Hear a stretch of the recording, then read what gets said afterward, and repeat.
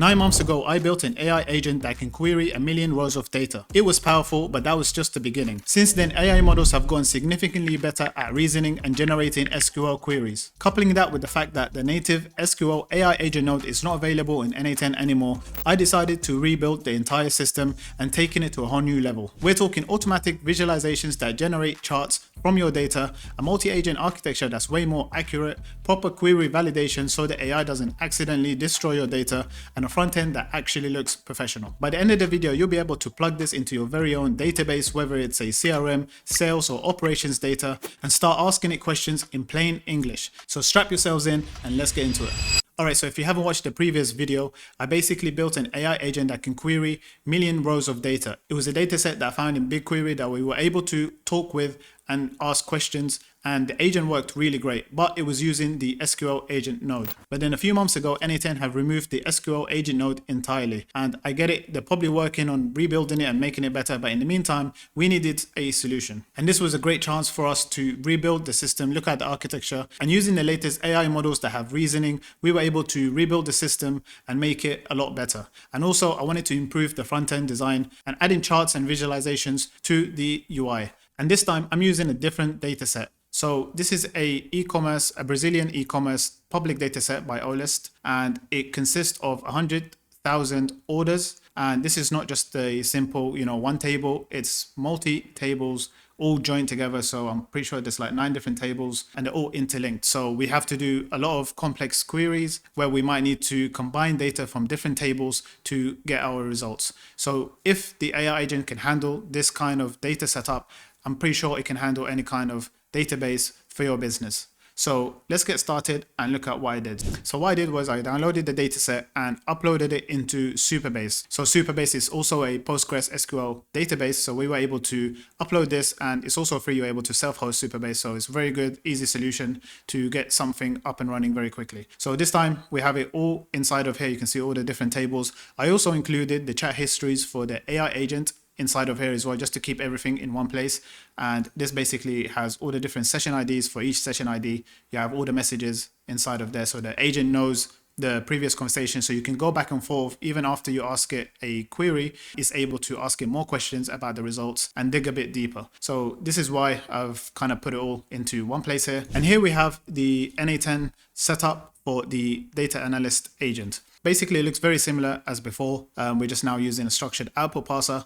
And for the chat history, as I showed you, we're using Supabase chat memory. And we still have our database query, which is a tool to actually execute the SQL query. And this is just a simple sub-workflow, which I'll go over in just a second. But essentially, we have this AI agent node here, which we had to prompt it. So this is the vital key point. We need to give the agent context, right? Context engineering, this is what it's all about. We need to give as much details as possible about the data set so that it's not hallucinating and making up random stuff. So inside of here, you can see all of the overview of the data set, how many orders, customers, the different tables, right? And the columns for each of those tables with the data type and a very short description of each of the columns. And we just go down and literally just explain everything about the data set so the agent doesn't hallucinate. We also have the relationships between all of the tables and how they interlink, and some critical business rules to follow. This is where we can actually generate this whole list of things that you're able to see here using a script. So I have a Python script that I basically run inside of here. So this is a extract schema Python script. So all it does is it grabs all of the tables, it looks at all of the different columns, primary keys, and we build like a JSON structure of all of the different examples, the column types, and then we build the schema into like a JSON structure that we put into the prompt. So this is all generated via that script, and we give it the available tools. So we have the one tool, the query database tool, which is the sub workflow, and then we tell it when to use it, right, when not to use it, and we basically give it the output structure. So this is also very important, the response format, right? So this response format is what enables us to have the visualizations in the front end. So instead of just the results come back as, text, we have very structured data structure here where we have the response, which is just natural language.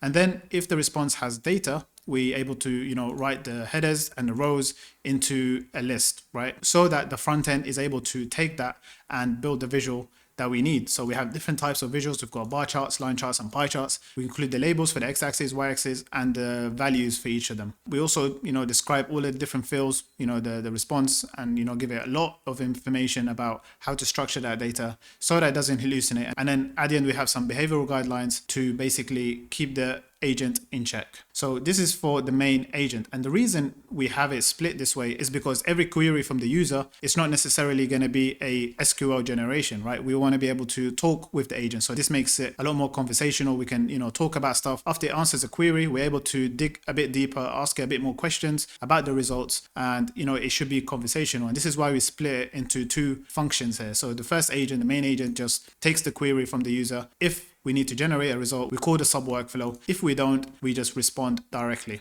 And when it calls the subquery, it also enhances. So we still give it the data structures because we want to enhance the query from the user. So sometimes the query can be very vague, right? Like a short one-line sentence. We want to be able to take that and give the database query SQL generator. This is basically what it looks like, very similar to what we had before, just a little bit different on the middle section here because now we're using Supabase. We added a validation, query validation, improved that a lot. But essentially, this is what actually generates the query. So very similar prompt again. We're giving it the data schema, the tables, and all of the different information. However, the only difference is we're asking it to only generate the SQL query and nothing else. So this one here just generates a pure SQL query. Then we do query validation. So this is a very essential security step to ensure that the agent never messes up or changes or deletes anything inside of the database. So even if we tell the agent not to, we want to have that extra layer of security just to basically look at the generated SQL query and make sure, we remove everything that could be destructive to the database. So we do the validation, and then it's just a simple if statement. If it's valid, we execute the query. If it's not valid, in either case, we format the response and add it to the log. So this is just good to look at the kind of queries that are coming from the agent. So this is how the agent is enhancing those queries. So if you just said top 10 customer cities, the role of the first agent is basically giving it the different column names, different stuff that it needs to do. If it needs to join, different tables together, it gives it that extra enhanced query so that the SQL query generated is a lot more accurate and it gets it right in the first go. So this is just like the logs. You can see here the different logs of me testing this out, and it just helps us to see what's going on beneath the UI basically, right? And then we just return the results back to the main agent. I also decided to go with GPT 5.1 for the model with medium reasoning because you can always obviously push it to high, which will probably increase the accuracy. However, it just takes a lot more time and increases the tokens. So for the purpose of this, I just kept it at medium and it's been working great so far. And for the structured output parser, we can just use the 5 mini for that, just to ensure we have that JSON output format correct. And then finally, we just have the webhooks and the response to webhook. So the webhook gets triggered from the front end, and then we respond with the result back to the front end. So let's get into the front end now. So I have this beautifully designed, very simple chat interface, which took a very long time to build. I'm just joking. It was actually very easy. You already know that we have our vibe code prompt writer, which, we give it very short instructions, what you want, and it will go ahead and build out this very detailed prompt that we then take and put into Gemini. So this is in the format of the Next framework. So it has the navigations, right? So this is the user flow, what we need to do. It has all the information to be able to replicate exactly what the user should be able to do in the app. And then we have the experience, which covers, the UI, the UX, how it should feel like, the colors, the fonts and sizes, everything to do with the look of the application. Then we have the execution, which basically is the actual logic. What do we need to do? What's the backend functionalities? See here we have the N8N webhook that we need to connect with. What's the data format that we need to send to that webhook?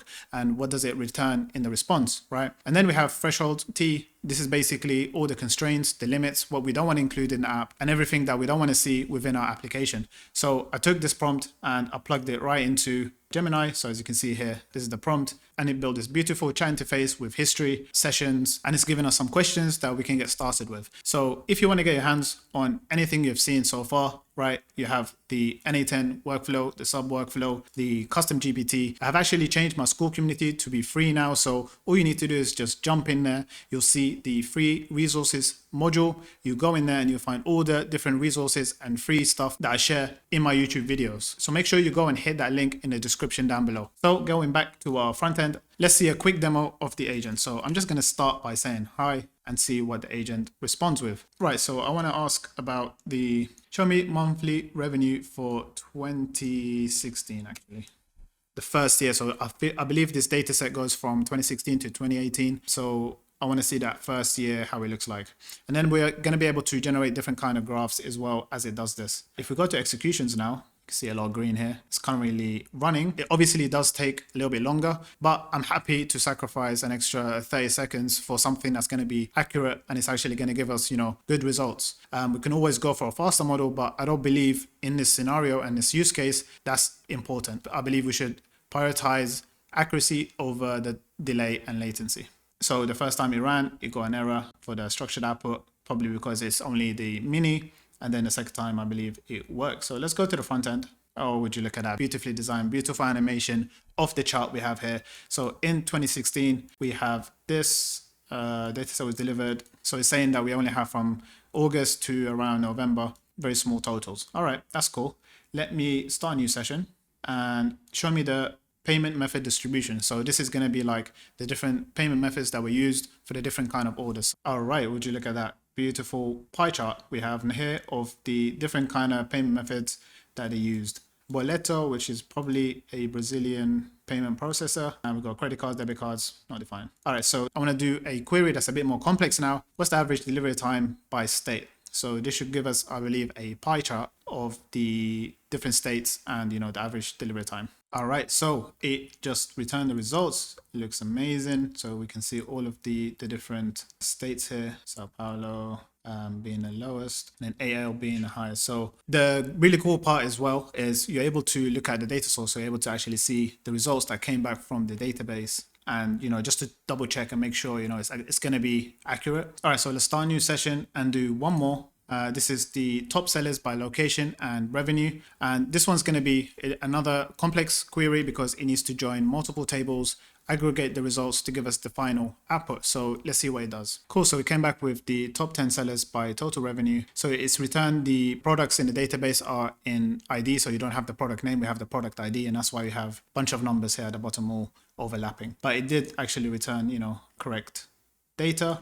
So I want to drill a bit further now. I want to ask it something a bit more deeper and let's see what it does. So here I'm asking, could you investigate why certain locations have higher performing sellers? And I just basically kind of prompting it to say like, is it to do with the delivery times? And I'm going to go ahead and send this. I haven't tested this before, so let's see if it's actually going to be able to answer this. So we can see that it's running for a minute. This is a big query. It might be actually calling the sub workflow multiple times just to answer this. Okay, so we have an error timed out. So this is why it failed, because there was a timeout in the response from the front end and the back end, and this is why. But if we can see the back end is still running, I believe this is just the only fix that we need to do. So let's save that, go back, preview.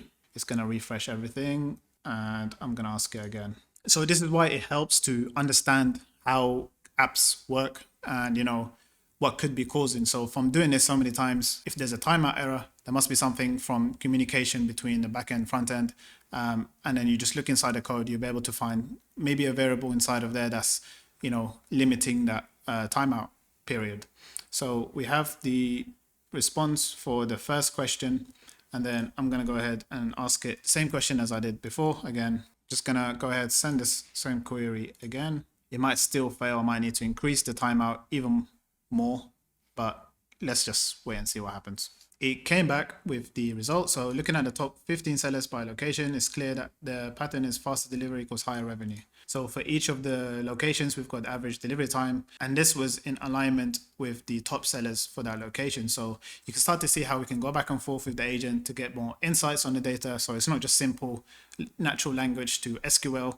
There's some thinking and logic and reasoning behind the results. So hopefully it gives you a quick overview of the system.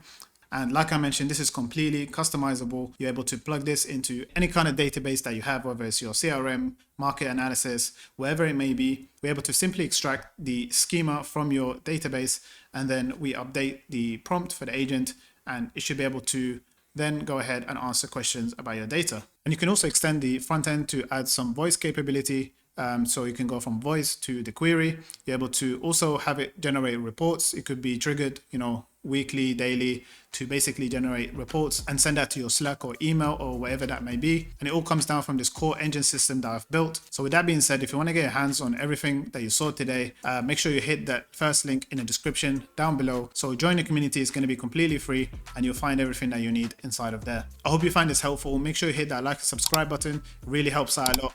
Thank you. Until next time.